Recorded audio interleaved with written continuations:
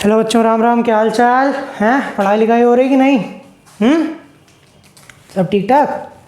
हालचाल सही है? पढ़ाई लिखाई चल रही है? क्या पढ़े थे कल? आज प्लांट किंगडम चैप्टर ख़त्म करना था नहीं? तो जो प्लांट किंगडम चैप्टर का लास्ट टॉपिक बचा था जिम्नोस्पर्म और एंजियोस्पर्म, उसको आज की क्लास में हम ख़त्म करना चाहेंगे। कल क्या पढ़ा था? कल पढ़ा था हमने टेरिडोफाइटा। टेरिडोफाइटा के बारे में क्या क्या चीज़ें पढ़ी थी बताइए, रिवाइज़ करिए, जल्दी से रिवाइज़ करिए। टेरिडोफाइटा के बारे में जिसने वीडियो ना देखो भैया जाके देख लेना, पढ़ा हुआ है चैनल पे, ठीक है। और टेरिडोफाइटा के बारे में हम लोगों ने क्या क्या पढ़ा था, उसके जनरल कैरेक्टर्स पढ़े थे, उसके जो भी मेडिसिनल और जो भी इकोनॉमिक इम्पोर्टेंसेस थे वो पढ़े थे, ठीक। इसके बाद पढ़े थे हमने कि उनके कौन कौन से क्लासेस हैं, उसके एग्जाम्पल पढ़े थे, रिप्रोडक्शन कैसे करते हैं और सेक्स ऑर्गन्स क्या कौन कौन से होते हैं, ये सब के बारे में हम लोगों ने पढ़ाई किया था टेरिडोफाइटा की। आज हम पढ़ेंगे जिम्नोस्पर्म के बारे में और एंजियोस्पर्म के बारे में। अच्छा, एंजियोस्पर्म के बारे में एनसीईआरटी काफ़ी सी बातें लिखती है। देखो एनाटॉमी भी दी हुई है इसी क्लास में, इसी में मॉर्फोलॉजी भी दी हुई है एंजियोस्पर्म्स की। इसके बाद क्लास 12 में जब आप पहुंचेंगे तो उसका सेक्सुअल रिप्रोडक्शन के बारे में खूब प्यार से बताया है। तो भैया जो जब ज़्यादातर चीज़ें एंजियोस्पर्म की दी हुई हैं तो यहाँ पर हम उतना एम्फेसाइज नहीं कर रहे हैं और एनसीईआरटी भी नहीं करती है। अच्छा, इसके बाद एक और टॉपिक पुरानी एनसीईआरटी में हुआ करता था, अल्टरनेशन ऑफ जनरेशन, वो अब नई एनसीईआरटी से हटा दिया गया है। तो भैया आपको जितना टॉपिक पढ़ना चाहिए उतना आज की इस क्लास के थ्रू आपका एंजियोस्पर्म और जिम्नोस्पर्म का मैं खत्म कर दूंगा। जिम्नोस्पर्म जो है वो दो शब्दों से मिलकर बना है। कौन कौन से दो शब्द? जिम्नोस और स्पर्मी, ठीक। जिम्नोस का मतलब होता है नेकेड और स्पर्मी का मतलब होता है सीड, ठीक। जिम्नोस का मतलब है नेकेड और स्पर्मी का मतलब है सीड, मतलब जिनमें नग्न बीज प्रेजेंट हो, अनावृत बीजी पौधे, ठीक। अनावृत, जिसका ओव्यूल, देखो ओव्यूल ओवरी से इनक्लोज ना हो। अच्छा, ओव्यूल जो है वो क्या करता है? ओव्यूल जो है वही डेवलप होता है किसमें? सीड में, ठीक। तो जब ओव्यूल कवर्ड नहीं है तो भैया सीड भी कवर्ड नहीं होगा। ओवरी किस में डेवलप होती है? फ्रूट में। तो सीड किससे कवर नहीं होगा? फ्रूट से कवर्ड नहीं होगा। ओव्यूल जब ओवरी से कवर्ड नहीं है तो सीड फ्रूट से कवर्ड नहीं होगा। सीड कैसा होगा? नेकेड होगा, ठीक। ये जिम्नोस्पर्म की खास बात है। ये देखो भैया, इसकी साइज की बात कर लेते हैं। मीडियम साइज ट्री हो सकते हैं, लार्ज साइज ट्री हो सकते हैं या श्रब हो सकते हैं। अब लार्ज साइज ट्री की बात करें तो सबसे बड़ा प्लांट जो है रेडवुड ट्री, जियांट रेडवुड या रेडवुड सिकोआ, ये टॉलेस्ट ट्री स्पीसीज है, ठीक भैया। बहुत इंपॉर्टेंट बात थी इसलिए यहाँ पर लिख दी है, ठीक। इसके बाद बात करेंगे इसमें रूट्स कैसे पाई जाती हैं? Tap roots. टैप रूट्स का मतलब क्या होता है देख लो। यहाँ पर ऐसे एक तो प्राइमरी रूट होगी, मेन प्राइमरी रूट, इससे सेकेंडरी रूट निकलेगी, इससे टर्सरी रूट निकलेगी, ऐसे इससे सेकेंडरी रूट और टर्सरी रूट निकलेंगी ऐसे। एक ये मेन प्राइमरी रूट है, ये वाली बीच वाली, ये होता है टैप रूट सिस्टम। अच्छा, अब बेस, ये स्टेम थी तुम्हारी, इसके बेस से नंबर ऑफ रूट्स निकल जाए ऐसे, तो इसको क्या कहते हैं? फाइब्रस रूट कहते हैं। ये किस में पाई जाती है? ये मोनोकोटिलिडन्स में पाई जाती है, ठीक। और ये वाली डाइकोटर और जिम्नोस्पर्म्स में पाई जाती है। तो टैप रूट सिस्टम इसमें भी होता है। अच्छा, रूट्स में कई बार क्या होता है कि कैसा एसोसिएशन हो जाता है? सिम्बायोटिक एसोसिएशन से कुछ ऑर्गेनिजम्स रहने लगते हैं। देखो कैसे, समझ में आ रहा है कि नहीं आ रहा है? ना आए समझ में भाई साहब पूछ लियो, ठीक है। हैं कौनो अलग आदमी ना हन, ठीक है, कमेंट कियो और पूछ लियो, ठीक। आओ देखते हैं। माइकोराइजा। माइकोराइजा क्या है? पाइनस में प्रेजेंट होता है, फंगल एसोसिएशन कर देते हैं, फंगल एसोसिएशन, ठीक है। और किन किन चीज़ों में हेल्प करता है? देखो नाइट्रोजन तो बढ़ाता ही है, साथ में फॉस्फोरस का एब्जॉर्प्शन बढ़ा देता है। तो फॉस्फोरस एब्जॉर्प्शन बढ़ा देने से भैया डेवलपमेंट में हेल्प करता है, रूट बॉर्न डिजीज नहीं कॉज होती है, ठीक। और इसके बाद क्या कहते हैं, ये जो सॉइल से जो भी वो सैलिनिटी से टॉलरेंस देता है और सॉइल बोर्न डिजीज से टॉलरेंस देता है। जो भी चीज़ें सॉइल से आ जाती हैं ना, जो पैथोजेंस, उनसे माइकोराइजा पाइनस प्लांट को क्या करती है? सुरक्षा प्रोवाइड कराती है। तो भाई जी माइकोराइजा किस में होती है? पाइनस में होती है। और क्या है? Fungal association with the roots of higher plants. तुमने पढ़ा होगा जब हम लोग प्लांट्स फंजाई पढ़ा रहे थे तब, ठीक, बायोलॉजिकल क्लासिफिकेशन में।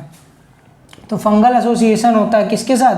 पाइनस की रूट्स के साथ। कोरालाइड रूट्स क्या होती हैं? साइकस में प्रेजेंट होती हैं। भैया पहले बता दें, कोरालाइड रूट्स साइकस में प्रेजेंट होती हैं। याद करने का तरीका, सी से कोरालाइड, सी से साइकस, ठीक है। देखो ब्लू ग्रीन एल्गी होती हैं, जैसे यहाँ फंगस थे, यहाँ पे ब्लू ग्रीन एल्गी होती हैं, और क्या काम करती हैं, नाइट्रोजन फिक्सेशन का काम करती हैं। क्या काम करती हैं, नाइट्रोजन फिक्सेशन का काम करती हैं। ब्लू ग्रीन एल्गी में हेटेरोसिस्ट नाम की सेल पाई जाती है जो नाइट्रोजन फिक्सेशन में हेल्प करती है। आगे बढ़ने के से पहले देखेंगे कि स्टेम जो होती है वो कैसी होती है, ब्रांच होती है, जैसे पाइनस में। अनब्रांच भी हो सकती है जैसे साइकस में। सिंपल सी बात थी, कोई कठिन थी नहीं। स्टेम ऐसे चली जा रही है। अब ये ब्रांचिंग अगर कर ले ऐसे, तो ये ब्रांचिंग किस में है, सेड्रस और पाइनस में। और अनब्रांच सीधी स्टेम प्रेजेंट है और इसमें पत्तियां ऐसे ऐसे हैं, तो ये किस में, साइकस में। देख लिया भैया। लीव्स जो है वो कैसे अडाप्ट करती हैं, टेम्परेचर, ह्यूमिडिटी, विंड के लिए। देखो टेम्परेचर, ह्यूमिडिटी, विंड नहीं लिखा है, याद ए लिखा है विंड के लिए, ठीक। कोनीफर्स में कैसी लीव्स हैं, नीडल लाइक लीव्स होती हैं। कोनीफर्स में नीडल लाइक लीव्स होती हैं, जिससे कि क्या होता है, जितनी भी बर्फ, अच्छा ये मोस्टली पहाड़ों में पाए जाते हैं, तो अगर बर्फ़ वगैरह गिरी तो वो आसानी से नीचे गिर जाती है, पत्तियों पे जमी नहीं रहती। अगर पत्तियों में जमी रहेगी तो पत्तियां सड़ जाएंगी ठंड के कारण। लेकिन चूंकि ये नीडल लाइक वो होती हैं, और देखो सब कोनीफर जो होते हैं उनका स्ट्रक्चर कैसा होता है, ऐसा होता है, इस तरह के प्लांट्स होते हैं। तो ऊपर से गिरा तो ये भैया स्लैंट है, तो इधर से बर्फ़ पूरी गिर जाती है। इसकी पत्तियाँ कैसी होती हैं, ऐसी नीडल लाइक होती हैं ऐसी, तो इससे भी गिर जाती हैं, ठीक। ऐसी नीडल लाइक पत्तियाँ होती हैं। और ये भैया किस लिए, टेम्परेचर ह्यूमिडिटी से बचने के लिए। नीडल लाइक होती हैं लीव्स, इससे सरफेस एरिया रिड्यूस हो जाता है, तो ठंडी कम लगती है, सड़ने से बचती हैं, ठीक। क्यूटिकल और स्टोमेटा संकेन है, क्यों, वाटर लॉस को भी तो प्रिवेंट करना है। वाटर लॉस को प्रिवेंट करने के लिए क्यूटिकल और स्टोमेटा, क्यूटिकल प्रेजेंट है लीफ के ऊपर और स्टोमेटा को संकेन कर दिया जाता है, जिससे वाटर लॉस ना हो। इसके बाद बात करेंगे, पहले देखो हम लोगों ने ये शुरुआत कहाँ की थी, हेटेरोस्पोरस वाली। टेरिडोफाइटा से हो गई थी, किन 5 में था, आइसोइड्स, मार्सिलिया, एजोला, साल्विनिया और सिलाजिनेला, 5 में था हेटेरोस्पोरस, ठीक है। अब यहाँ पे सब में हेटेरोस्पोरस है, मतलब मेगास्पोर अलग होगा और माइक्रोस्पोर अलग होगा। अच्छा, मेगास्पोर का मतलब होता है फीमेल स्पोर्स और माइक्रोस्पोर का मतलब होता है मेल स्पोर। अच्छा, बनेंगे कहाँ पे, स्पोरोफिल्स में बनते हैं। स्पोर्स कहाँ बनते हैं, स्पोरोफिल्स में बनते हैं। अच्छा, स्पोरोफिल्स होती क्या है, स्पाइरली अरेंज स्ट्रक्चर है इसमें, और उसमें कैसे थे, ऐसे रेडियली अरेंज स्ट्रक्चर थे, ठीक। टेरिडोफाइटा में स्पाइरली अरेंज होते हैं और इनको क्या कहते हैं, स्ट्रोबिलाई कहते हैं या कोन कहते हैं, ठीक है भैया। आगे बढ़ने से पहले तो बता दें, माइक्रोस्पोरोफिल जो है उस पर मेल स्ट्रोबिलाई लगती है। मेल स्ट्रोबिलाई जो है वो कहाँ लगती है, माइक्रोस्पोरोफिल पे, ठीक। अच्छा, मेल गेमिटोफाइट क्या होता है, मेल गेमिटोफाइट किसको कहेंगे, पोलन ग्रेन को मेल गेमिटोफाइट कहते हैं, ठीक। इसमें भी एंजियोस्पर्म में भी, एंजियोस्पर्म की बातें और आगे चैप्टर में पढ़ेंगे जब sexual reproduction in flowering plants पढ़ेंगे, ठीक। मेल गेमेटोफाइट डेवलप कहाँ से करता है, माइक्रोस्पोर से डेवलप करता है एंड कॉम्पैक्ट कन्फाइंड स्ट्रक्चर बनाता है, जिसमें सेल्स का नंबर कुछ कम हो जाता है। 3 सेल, 4 सेल या 5 सेल स्टेज में पोलन ग्रेन प्रेजेंट होता है और इसी को क्या कहते हैं, पोलन ग्रेन कहते हैं, ठीक। फीमेल कौन जो प्रेजेंट है वो किस पे बनेगा, मेगा स्पोरोफिल पे बनेगा। किस पे बनेगा, मेगा स्पोरोफिल पे बनेगा। और क्या पजेज करेगा, ओव्यूल्स पजेज करेगा। ओव्यूल जो है ना वो फीमेल रिप्रोडक्टिव स्ट्रक्चर है, ओव्यूल्स में ही एग सेल प्रेजेंट होती है और एग सेल से ही मेल गेमीट फर्टिलाइज करते हैं, ठीक है भैया। समझ में आओ कि नहीं आओ, हैं, समझ में आवा। पढ़ाई लिखाई चल रही कि नहीं तुम्हारी चल रही, पढ़े रहो यार, आसानी से पढ़ा रहे हैं तुमका, ठीक। आगे बात देखियो, एक फार्मूला लिख देनी है का, PMCD। P का मतलब पाइनस, M का मतलब मोनोसियस, C का मतलब साइकस, D का मतलब डायोसियस। मतलब पाइनस में मेल और फीमेल स्ट्रोबिलाई सेम प्लांट पर प्रेजेंट होंगे, क्या होंगे, सेम प्लांट पर प्रेजेंट होंगे, मेल और फीमेल स्ट्रोबिलाई। और साइकस में मेल और फीमेल स्ट्रोबिलाई अलग अलग प्लांट्स पे प्रेजेंट होंगे, ठीक भैया। आगे देखियो, पाइनस कैसा है, मोनोएसियस है, साइकस कैसा है, डायोसियस है। समझ में आवा, कठिन रहा है ना, आसान बात है, ठीक। और बात देखो, megaspore mother cell divide करती कैसे, मियोसिस से। मियोसिस बताई थी क्या होता है, मियोसिस एक सेल से 4 सेल बनना। कैसे, एक सेल से 4 सेल बनी और चारों की प्लॉइडी आधी हो गई। मतलब अगर पापा 2n थे तो बच्चे जो डॉटर सेल है वो कैसी होगी, हैप्लॉइड होगी, यानी n होगी, ठीक। टू फॉर्म 4 मेगा स्पोर बन गए 4, ठीक। No free existence for gametophyte. देखो टेरिडोफाइट और ब्रायोफाइट में हम लोगों को, ब्रायोफाइट में तो plant body, main plant body gametophytic थी, एमक प्लांट इसमें प्लांट बॉडी जो है वो तुम्हारी गेमेटोफिटिक प्रेजेंट ही नहीं है, ये भैया फ्री लिविंग नहीं होते, स्पोरेंजिया के अंदर ही जो है वो हो गया गेमेटोफाइट की जनरेशन पूरी, बाकी पूरी अब अल्टरनेशन ऑफ जनरेशन है भी नहीं तुम्हारे कोर्स में, और बाकी पूरी लाइफ जो है वो किस पे चल रही है, किस पे चल रही है, बाकी पूरी लाइफ स्पोरोफिटिक प्लांट जनरेशन में ही चल रही है। मेन प्लांट बॉडी कैसी है,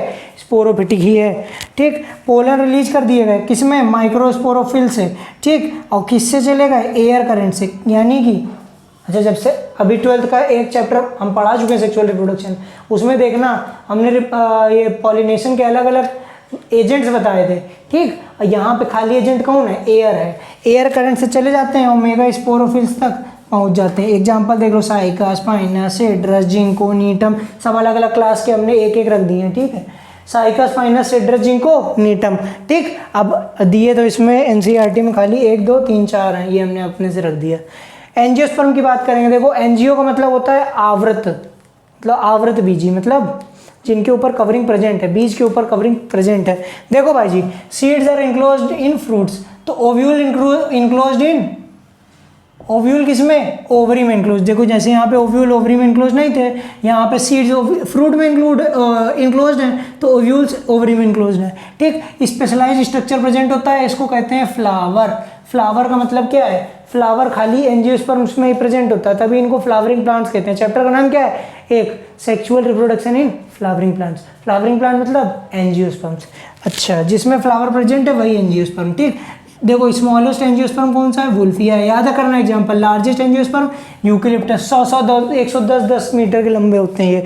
अच्छा इनके दो भैया डिवाइड किया गया, डाइकोटिलीडन और मोनोकोटिलीडन। डाइकोटिलीडन प्रायर है, मतलब पहले बना, और मोनोकोटिलीडन बाद में बना, ठीक है। मोनोकोटिलीडन डाइकोटिलीडन से एडवांस है।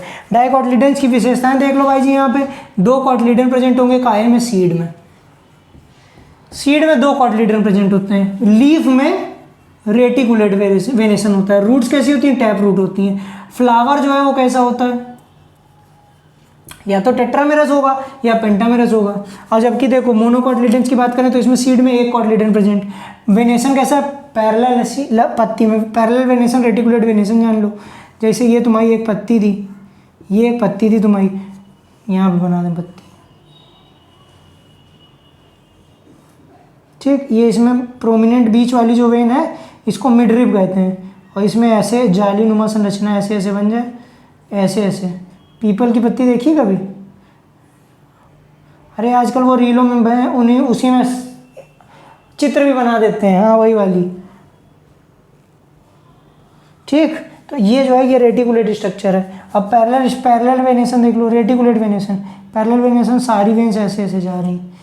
कभी गेहूं की पत्ती, धान की पत्ती देखिए ऐसी होती है, और देखो आम, बरगद, नीम की पत्तियां ऐसी होती हैं, ठीक। तो देखो पैरेलल वेनेशन हो गया। रूट्स कैसी, फाइब्रस, ये देखो यहाँ बताया टैप रूट और ये फाइब्रस रूट।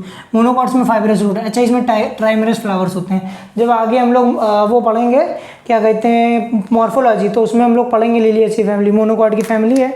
अब इसके बाद इसकी ये देख लेते हैं फटाक से, लाइफ साइकिल दी गई है किसकी, एंजियोस्पर्म की। देखो ये तुम्हारा प्लांट था, प्लांट कैसे 2n था, प्लांट भैया 2n, क्योंकि स्पोरोफिटिक जनरेशन चल रही है। अब इसके बाद यहाँ पर जितना भी चला, ये यहाँ से ये हैप्लॉइड चल गया, ये चीज़, ये हैप्लॉइड है, ये हैप्लॉइड है, ये हैप्लॉइड है, और ये हैप्लॉइड है, ये भी हैप्लॉइड है। मेगा स्पोरोजेनेसिस से मेगा स्पोर बनते हैं, वो भी हैप्लॉइड होते हैं। बाकी फिर ये फिर 2n हो गया, ये फिर 2n हो गया, ठीक। अब देखो बात करते हैं फटाक से। प्लांट जो है, प्लांट स्पोरोफिटिक था, इसने 2 तरह के, एक एंथर प्रोड्यूस किया और ओवरी प्रोड्यूस की। जैसे कि फ्लावर था तुम्हारा, देखो यहाँ पे छोटा सा फ्लावर बनाने की कोशिश कर रहे हैं,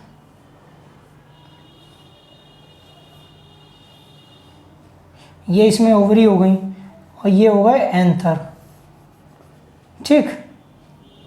इसके बाद यहाँ पर हो गए ये पेटल्स, यहाँ बाहर हो गए सेपल्स, ठीक। ऐसा कुछ फ्लावर होता है, ठीक। ये स्टिग्मा हो गई, ये वाली स्टाइल हो गई, और यहाँ पर बीच में ये ओवरी में ओव्यूल लगा है, ठीक। ये ओव्यूल है, ठीक। अब इसको मेट देते हैं हम।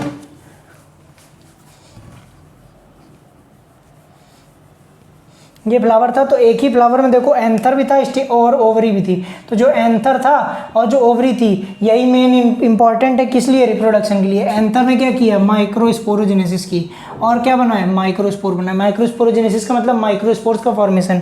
माइक्रोस्पोर कैसे होगा, एन। एक बार एनसीईआरटी पढ़ जरूर लेना ये टॉपिक, ठीक, क्योंकि हमने यहाँ पर थोड़ा कम पढ़ाया है, आगे हम बहुत डिटेल में पढ़ाने वाले हैं इसको। पोलन ग्रेन जो है बना हैप्लॉइड ही था। पोलन ग्रेन से मेल की, पोलन ग्रेन में मेल गेमीट बने। मेल गेमीट एग सेल के साथ फ्यूज करके जाइगोट बना दिए। अब जो जाइगोट था वो एम्ब्रियो में डेवलप हुआ और एम्ब्रियो से प्लांट बन गया, ठीक। कोई कठिन थी। ओवरी जो थी वो मेगा स्पोरोजेनेसिस के थ्रू मेगा स्पोर बनाए, मेगा स्पोर डिवाइड करके एम्ब्रियो सैक बनाए। एम्ब्रियो सैक में 7 सेल होती हैं और 8 न्यूक्लियस होते हैं, याद रखना। एंजियोस्पर्म के एम्ब्रियो सैक में 7 सेल और 8 न्यूक्लियस स्ट्रक्चर होता है, ठीक। तो भैया